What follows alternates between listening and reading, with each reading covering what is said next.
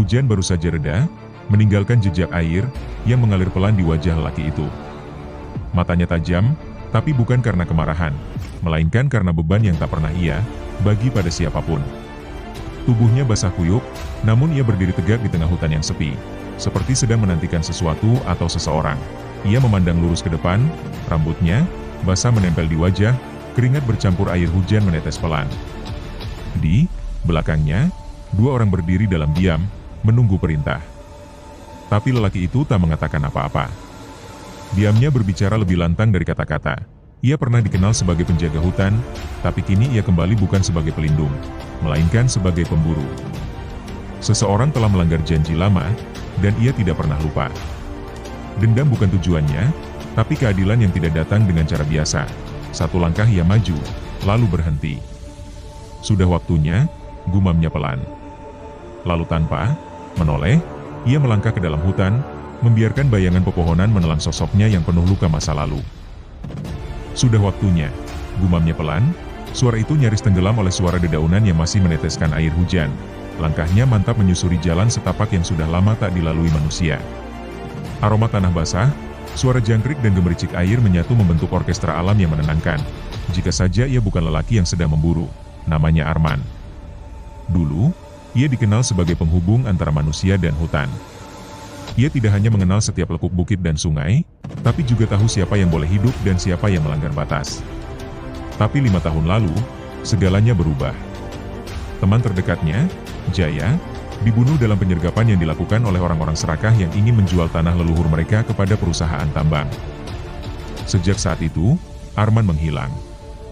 Ada yang bilang ia mati. Ada yang bilang ia gila. Tapi yang pasti, hari ini ia kembali. Orang-orang di belakangnya, dua lelaki muda berpakaian lusuh, memanggilnya dengan sebutan Pak. Mereka tak tahu seluruh masa lalu Arman, hanya tahu bahwa pria ini tidak pernah gagal jika sudah turun tangan. Mereka mengikutinya dengan rasa hormat bercampur takut. Hutan ini menyimpan semuanya, kata Arman tiba-tiba, tanpa menoleh. Yang jahat, yang mati, dan yang belum selesai. Mereka berjalan melewati batang-batang pohon besar hingga sampai di sebuah area terbuka. Di sana, tanah tampak terkoyak, bekas roda alat berat yang meninggalkan jejak kejam di atas bumi yang dulu suci. Arman berjongkok, menyentuh tanah dengan jemarinya. Tanah ini dulu subur, harum, penuh kehidupan. Kini ia dingin dan sepi. Kita terlambat, kata salah satu anak muda. Rano, belum, jawab Arman datar. Ia merogoh saku bajunya dan mengeluarkan sehelai kertas lusuh. Peta lama, penuh coretan, dan satu lingkaran merah di ujungnya. Mereka belum selesai menggali. Mereka pikir tempat ini cuma ladang uang, tapi mereka belum tahu, mereka sedang membangunkan sesuatu yang lebih tua dari manusia. Langit mulai gelap lagi. Petir menggulung dari kejauh. Dengan langkah ringan namun penuh tujuan, Arman dan dua pemuda itu menyusuri lereng yang ditutupi kabut tipis. Suasana makin senyap. Cahaya terakhir dari matahari nyaris hilang di balik punggung gunung, menyisakan bayangan panjang yang menari-nari di sela pepohonan. Mereka tiba di pinggir jurang kecil, tempat sungai mengalir deras di bawahnya. Di seberang, tampak sinar lampu-lampu kecil, tenda-tenda para penambang liar yang sedang beristirahat setelah seharian mengeruk tanah. Suara tawa, denting kaleng, dan musik dari radio portabel terdengar samar. Mereka merasa aman. Merasa jauh dari hukum. Jauh dari pembalasan, tapi Arman tahu. Malam ini akan berbeda. Rano, periksa jalur kiri. Dino, ikut aku ke jalur belakang. Kita pastikan tidak ada penjaga keliling, bisiknya. Rano mengangguk cepat dan menghilang ke semak. Dino, meski napasnya mulai tak stabil, tetap mengikuti Arman dengan diam. Mereka berdua melingkar lewat celah batu-batu besar, menembus bayangan pohon beringin tua yang menjuntai seperti tangan raksasa. Arman berhenti di balik pohon besar. Ia mengamati perkemahan. Lihat itu, bisiknya sambil menunjuk ke tengah tenda.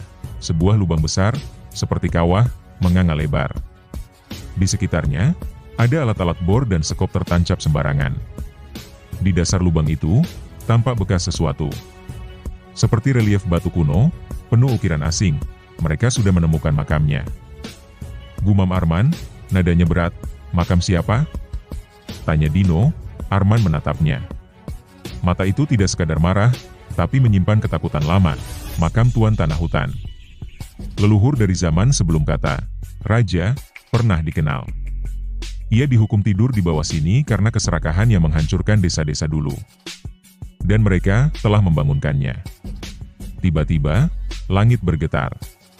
Bukan hanya suara petir, tapi seperti raungan panjang dari dalam bumi. Tanah di sekitar lubang itu mulai bergetar. Para penambang yang sebelumnya bersantai mulai panik. Tenda-tenda bergoyang. Alat-alat berat terjatuh. Apa itu, Pak? Din. Langkah Arman menjejak tanah dengan mantap, sementara kabut dan asap pekat mulai melingkari sekeliling lubang besar itu. Para penambang berlarian, sebagian mencoba kabur, sebagian lagi hanya terdiam karena takut. Tidak ada yang berani mendekat saat bayangan hitam itu muncul perlahan dari dalam kawah, seperti asap, tapi padat, seperti bayangan makhluk yang tak seharusnya ada di dunia ini. Arman berdiri di tepi lubang. Di tangannya, belati tua bergetar hebat, seolah merasakan kemarahan yang sama dengan dirinya. Dari dalam lubang, terdengar suara rendah, bukan dari mulut manusia, tapi dari kedalaman bumi itu sendiri. Bahasa yang tak dimengerti, tapi cukup untuk membuat bulu kuduk berdiri. "Aku tahu siapa kau," ucap Arman pelan. "Dan aku tahu bagaimana mengakhiri ini."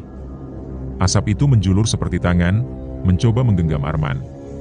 Tapi saat hampir menyentuh, belati di tangan Arman menyala terang, seperti disulut matahari. Asap itu mundur cepat, mendesi seperti terbakar. Para penambang yang menyaksikan hanya bisa melongo tak percaya. Tepat saat itu, Rano muncul dari balik semak, napasnya terengah. "Pak!" Ada jejak lain. Seseorang dari kampung lama ikut menggali. Mereka tahu legenda itu, mereka mau membangkitkannya untuk dijadikan alat.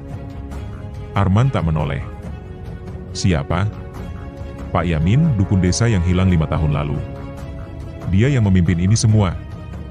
Arman terdiam. Nama itu seperti hantaman keras ke dadanya.